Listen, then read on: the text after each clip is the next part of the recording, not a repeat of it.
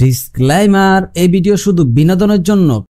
আজকের ভিডিও থেকে বাচ্চারা দূরে থাকবা এবং কি যারা ভিডিওটা দেখবা অবশ্যই ইয়ারফোনটা ইউজ করবা। ভিডিওর টাইটেল এবং থাম্বনেল দেখে যেহেতু তোমরা আজকে বুঝেই গেছো আজকে কারে নিয়ে কথা বলতে যাইতাছি, কারে থাপাইতে যাইতাছি, তাহলে মোবাইলটা নিয়ে আরামে বসে পড়ো এবং কি ভরপুর বিনোদন নেওয়া শুরু করে দাও। আরেকটা কথা, আমার ভিডিও সম্পূর্ণ না দেখে কথাগুলো না বুঝে কেউ ভালো মন্দ মন্তব্য করবা না, এতে তোমাদেরও ভুল হতে পারে। আজকে আমরা যাকে নিয়ে কথা বলবো তোমরা তার আবাসিক হোটেলের কর্মী বলতে পারো, যে কিনা আবাসিক হোটেলের প্রোটেকশন লইতে লইতে হয়রান হয়ে গেছিল আর ব্যথায় যখন টিকতে পারে না ঠিক তখনই ওখান থেকে পালাই আইছে।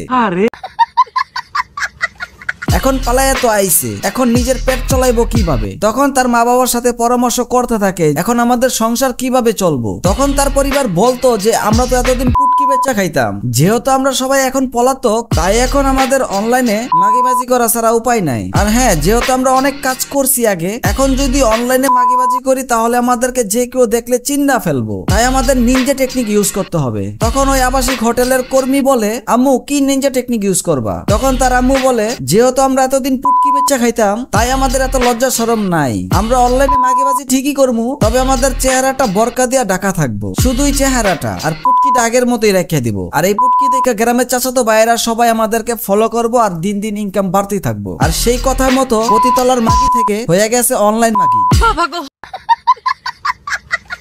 এখন অনেকের মনে প্রশ্ন জাগতে পারে, ভাই সে মাগিবাজি করুক কিংবা পুটকি মারামারি করুক এটা তার বিষয়। আমি বলি হ্যাঁ ঠিক আছে, জিনিসটা যদি পুটকি মারামারি পর্যন্তই থাকতো তাহলে আমার কোনো আপত্তিই থাকতো না। এখন কথা হইতেছে তুমি কি পুটকি মারামারি করবা নাকি তুমি কুত্তার পুটকি চাটবা, এটা তোমার ব্যক্তিগত ব্যাপার। এর জন্য তুমি ইসলামের পর্দাকে তুমি অসম্মান করতে পারবা না। আর তোমরা ভাবতেছো তোমাদেরকে বলার মতো কেউ নাই। আরে বোকা, এখন তো বলমু, আর কিছুক্ষণ পরে এমন ফাড়া ফারমু যে ফাড়া দিয়া তোর মাই সুদ্ধা ঢুকে যেতে পারবো।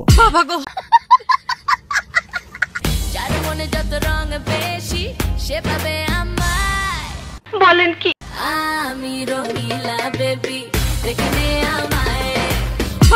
এই দাঁড়াও, এখানে কিন্তু শেষ হয়ে যায়নি। এখানে যদিও পুরাপুরি বরকা পরা হয়েছে তাতে কি হয়েছে, তার পম্পম গুলা তোমাদেরকে দেখায়া কিন্তু তার আসল পরিচয়টা ঠিকই দিছে। তোমরা বিশ্বাস করবা না, এখন যা দেখাইবো তা দেখার জন্য তোমরা মোটেও প্রস্তুত থাকবা না। বলেন কি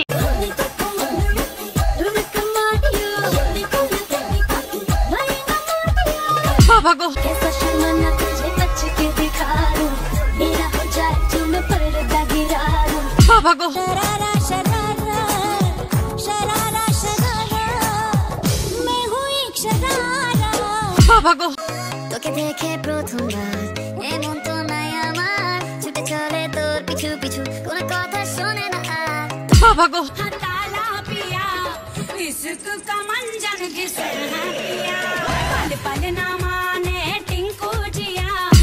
এবার তোমরাই বলো এই জৈনকর্মীর বাচ্চারে কি করা উচিত? আমার কথা হইতাছে তোরা পুটকি দেখাবি দেখা, তোরা বরকা হিসাবের সম্মান কেন নষ্ট করতাছস? তোর মারে কি তোর এক বাপে পুটকি মেয়েরা জন্ম দিছিল নাকি তোর জন্মের আগে তোর মায় পতিতালায় জৈনকর্মী ছিল? আমি নাকি নাটক করি, তুই করবো না? আমি তো নায়িকা না। ঠিক আছে, তুমি আসলেই নায়িকা, আর তোমার মায়ের নায়ক হইতাছে রাস্তার ডেন্ডি খোরেরা। তোমার জন্মের আগে তোমার মাল লাগে তারা খেলা তোমারে ডাউনলোড করছে, তারপর তুমি যখন একটু প্রাপ্ত বয়স হইছো তখন তারা তোমার সাথেও খেলা শুরু করছে, তারপর তারা খেলাধুলা শেষ করে তোমারে তার নায়িকা বানাইছে, নায়িকা চুদাইছে, নায়িকা তোমার পুটকিটা বইরা দিমু।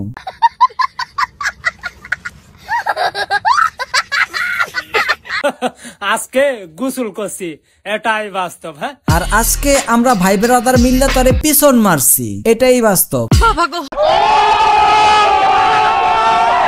মূলত তার জন্মের কোনো ঠিক নাই। এখন তোমরা কি ভাবতেছো তার একাদোষ? যে গাছের গোড়া পোষা ওই গাছের ফল যে ভালো হইব ওইটা আশা কেমনে করো? খোঁজ নিয়ে দেখা গেল অগ পরিবারের সবাই পতিতালার কর্মী। শোনো, তোমরা আবার এটারে নেগেটিভ ধইরো না যে কাউসার ভাই একটা মেয়ের পরিবারের মেয়ের কিভাবে অপমান করতেছে, কিভাবে গালাগালি করতেছে। শোনো ভাই, মা বোন আমারও আছে এবং কি রাস্তাঘাটে চাচি খালা বোনরাও চলাফেরা করে এন্ড তাদেরকেও সম্মান করা হয়, যে সম্মান আমার পরিবারের আমি করি। এখন তোমরাই বলো এইটা মহিলারে কেমনে আমরা সম্মান করি? এটা একে তো মাগিবাজি করতেছে, আর সবচেয়ে বড় কথা হইতাছে ইসলামে নারীদেরকে পর্দা করতে বলা হয়েছে। যাদের ব্যাপারে আল্লাহ তাআলা ও তার রাসূল সরাসরি জাহান্নামের উল্লেখ করেছেন, বেপর্দা নারী তাদের অন্যতম, যা মানুষের জাহান্নামে যাওয়ার অন্যতম মাধ্যম, মানুষের ঈমান ধ্বংসেরও কারণ বটে। এখন এদের মতো ভূতমারানিরা যদি আইসা হিজাব পর্দার সম্মান নষ্ট করে, এদেরকে কি করা উচিত?